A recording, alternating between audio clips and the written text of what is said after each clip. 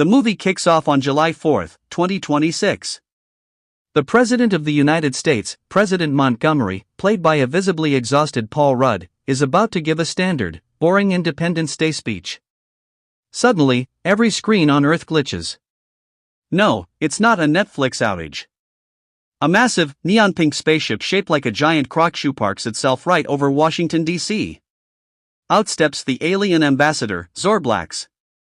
Zorblax doesn't look like a terrifying xenomorph, he looks like a cross between a pug, a jellyfish, and a disgruntled DMV employee.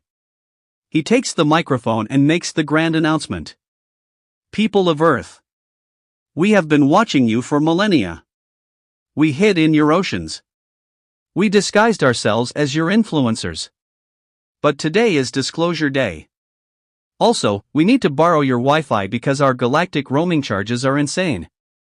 The world goes into absolute, chaotic panic. Not because of the invasion, but because toilet paper instantly sells out globally within 4 seconds. Cut to our main heroes, Kevin, a mid-tier barista who accidentally gets chosen as Earth's diplomatic liaison because he was the only one who didn't run away. He was actually just frozen in fear holding a hot caramel macchiato, and Dr. Eris, a brilliant scientist whose PhD is in marine biology, which is completely useless here, but she's great at yelling at Kevin. Zorblax invites Kevin and Dr. Eris onto the crocship for peace talks. The diplomatic summit quickly devolves into a hilarious mess. The big reveal, Zorblax confesses that aliens didn't build the pyramids. They just thought humans were cute, like how we view golden retrievers, and wanted to see if we'd try to climb them. The secret history, it turns out birds are real, but cats? Absolutely alien spies. All of them. They've been sending reports back to the home planet for centuries about our obsession with laser pointers. The culture clash, Kevin tries to introduce Zorblax to Earth culture by offering him a spicy beef burrito. Zorblax eats it, loves it, but his biology cannot handle dairy. This triggers an intergalactic digestive crisis that nearly vaporizes the Pentagon. Just when humanity and aliens are bonding over reality TV, the actual villain arrives.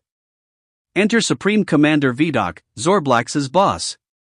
Vidocq is a giant, angry space lobster who wants to colonize Earth for one specific reason: our planet has the best reality television in the universe, and he wants to lock the rights behind a galactic paywall. Vidocq threatens to delete Earth's entire internet database if we don't surrender the rights to The Bachelor. Kevin, using 100% of his barista brainpower, realizes aliens have zero immunity to Earth's most toxic weapon, internet comments. Using the ship's main broadcast system, Kevin and Dr. Eris upload a live feed of Vidocq directly to Earth's Twitter/X, TikTok, and Reddit. Within 3 minutes, Vidocq gets roasted so hard by Gen Z teens that his carapace turns bright red. He gets cancelled on 3 different star systems for problematic behavior. The sheer volume of internet trolls typing L+ ratio plus no maidens overloads the alien mothership's mainframe. The alien mothership's engines completely stall out from the cringe of Earth's internet.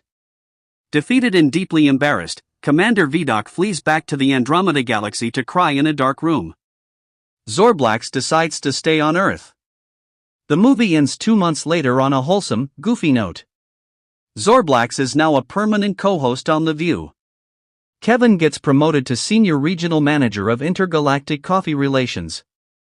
The UN officially declares Disclosure Day a global holiday, celebrated by eating burritos and unplugging the router for 5 minutes to honor the aliens who just wanted free Wi-Fi. As the credits roll, we see a post-credits scene of a random house cat staring into a security camera, whispering into a tiny radio, "The humans know too much. Abort mission." What do you think? Would you buy a front-row ticket to this cinematic masterpiece, or do you think the space lobster villain needs a more dramatic backstory?